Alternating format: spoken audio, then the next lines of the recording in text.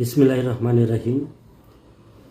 কোনো তাবিজ লাগবে না, কোনো মন্ত্র লাগবে না, শুধু একটি গাছের শিকড় আপনি যদি সাথে রাখেন, আপনি যদি কোনো কবরস্থান বা শ্মশানঘাট বা যে কোনো ভয়ঙ্কর জায়গা দিয়ে আপনি চলাচল করেন বা আপনার শিশুর জন্য আপনি যদি সাথে রাখেন, তাহলে সে ব্যক্তিকে বা সেই শিশুকে কোনো জিন ভূত বা কোনো প্রেত আক্রমণ করতে পারবে না।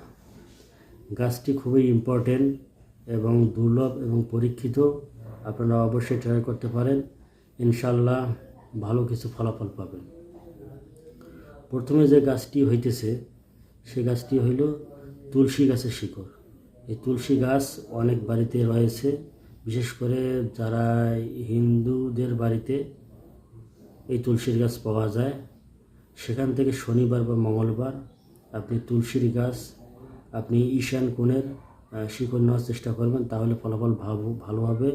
নয়তো আপনি যে কোনো শিকড় নিতে পারেন। ওই শিকড় তুলে আপনি কবজে ভরে বা মাদুলিতে ভরে আপনি সাথে রাখবেন বা আপনার বাচ্চার সাথে দিবেন, তাহলে কোনো তাবিজ বা মন্ত্র কোনো কিছু লাগবে না। ইনশাআল্লাহ এই প্রক্রিয়ার মাধ্যমে শরীর বন্ধ